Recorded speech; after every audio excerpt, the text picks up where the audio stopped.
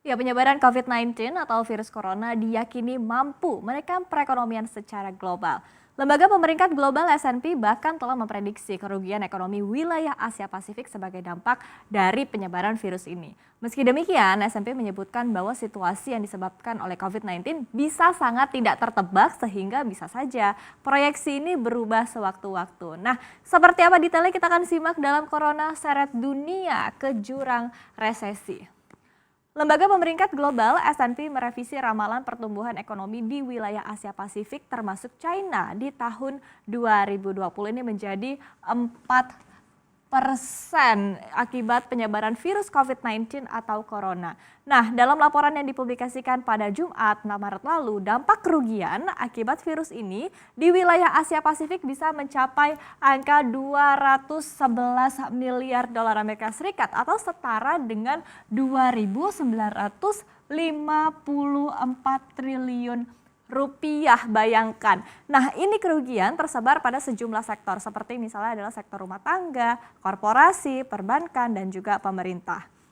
Di negara virus ini berasal, S&P Global Ratings memproyeksikan pertumbuhan ekonomi di China ini di tahun 2020 akan terprosok menjadi yang sebelumnya 5,7% menjadi 4,8%. Mengingat China ini merupakan negara dengan perekonomian terbesar kedua di dunia dan juga sebagai negara dengan status Global Manufacturing Hub membuat apa yang terjadi di China tentunya berdampak secara global.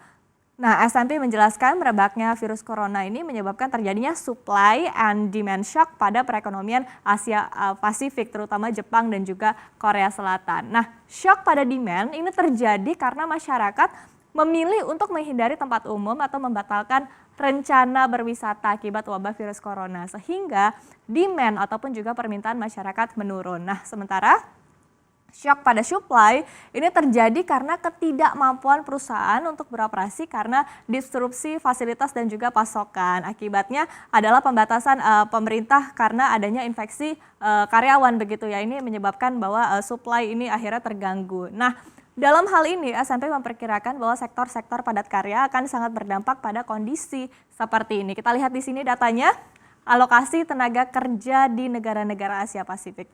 Vietnam dan juga Indonesia ini menjadi negara dengan alokasi tenaga kerja di sektor manufaktur terbesar di Asia Pasifik dan juga China begitu kita lihat di sini. Nah, sementara untuk sektor servis akomodasi dan juga catering, Jepang dan juga Korea Selatan ini menjadi negara terbesar pertama dan juga kedua. Sementara untuk Australia, Hong Kong, Singapura, kita bisa lihat di sini yang berwarna kuning ini adalah artinya tenaga kerja yang dialokasikan untuk sektor servis begitu. Ini cukup besar untuk negara-negara yang tadi saya sebutkan. Nah, selain supply demand shock, S&P juga memperingatkan ya ada resiko lain yang memperbesar potensi kerugian Asia Pasifik ya, adalah kondisi pengetatan finansial. Jadi S&P menyebutkan volatilitas aset meningkat, kemudian harga saham yang turun, dan juga penyebaran kredit lebih luas ini membuat bank-bank lebih berhati-hati lagi dalam memberikan pinjaman sehingga bisa memperkuat goncangan ekonomi secara real di Asia Pasifik. Nah, kita lihat di slide berikutnya, dengan kondisi seperti ini, S&P pun menyebutkan bahwa sejumlah negara dapat semakin terseret ke jurang resesi. Di antaranya adalah Australia, Hong Kong, Singapura, Jepang, Korea Selatan, dan juga Thailand. Nah, S&P memperkirakan Hong Kong, Singapura, Thailand, dan juga Vietnam ini menjadi negara yang paling terkena imbas COVID-19, mengingat bahwa sektor pariwisata menyumbang hampir 10%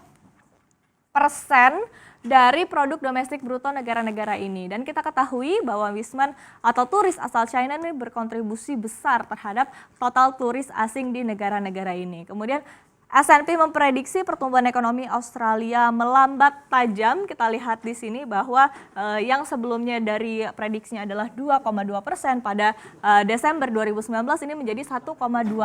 Kemudian untuk Jepang diprediksi akan terpukul 0,5% menjadi minus 0,4%, bayangkan.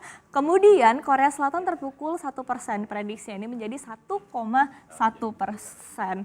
Kemudian ekonomi Hong Kong juga diprediksi terkontraksi sebesar minus 0,8%. Kemudian Singapura diprediksi ini akan flat ataupun juga rata 0%. Dan juga di sini kita lihat Thailand melambat menjadi 1,6%. Sementara untuk Indonesia, S&P juga memangkas proyeksi pertumbuhannya dari yang sebelumnya 5,1% menjadi hanya 4,7% di tahun 2020.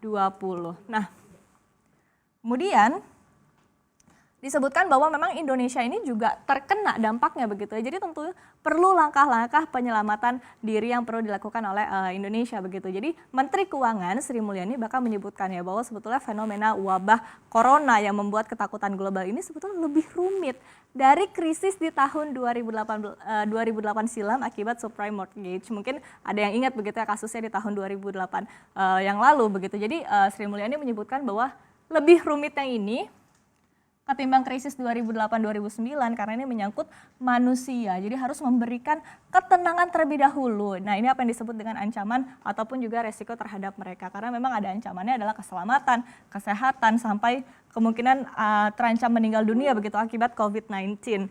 Dan kemudian kalau dulu kan melalui lembaga keuangan dan juga korporasi PHK begitu. Nah, ini yang disebutkan bahwa resikonya pada 2008-2009 lalu ini kemungkinan adalah korporasi jatuh, kemudian PHK dan juga perlambatan ekonomi begitu ya. Kemudian kita lihat di slide berikutnya sebagai informasi memang sudah ada beberapa langkah dan juga kebijakan yang diterapkan oleh pemerintah dan juga Bank Indonesia demi meredam dampak dari virus corona ini. Nah, kita lihat dari sisi moneter terlebih dahulu. Jadi Bank Indonesia telah memutuskan untuk memangkas suku bunga acuan Bank Indonesia 7 days repo rate sebesar 25 basis poin ke level 4,75%. Selain itu Bank Indonesia juga telah melonggarkan giro wajib minimum atau GWM baik untuk rupiah maupun falas agar likuiditas perbankan ini tetap terjaga. Sementara dari sisi lain, pemerintah juga telah mempersiapkan berbagai stimulus, mulai dari memberikan diskon tiket pesawat domestik hingga 50% untuk 3 bulan ke depan, kemudian menggenjot penyaluran kartu prakerja dan juga kartu sembako sampai mengalokasikan dana tambahan sebesar 1,5 triliun rupiah untuk menambah kuota rumah bersubsidi. Nah, S&P pun juga sebetulnya menyebutkan ya bahwa dalam kondisi seperti ini, stimulus fiskal dianggap lebih penting dan juga lebih efektif dibandingkan stimulus moneter. Nah, lantas apakah stimulus yang sudah dicanangkan oleh pemerintah saat ini sudah cukup atau justru perlu gebrakan yang lebih lagi untuk mendorong sektor konsumsi masyarakat? Seperti misalnya adalah penambahan hari libur.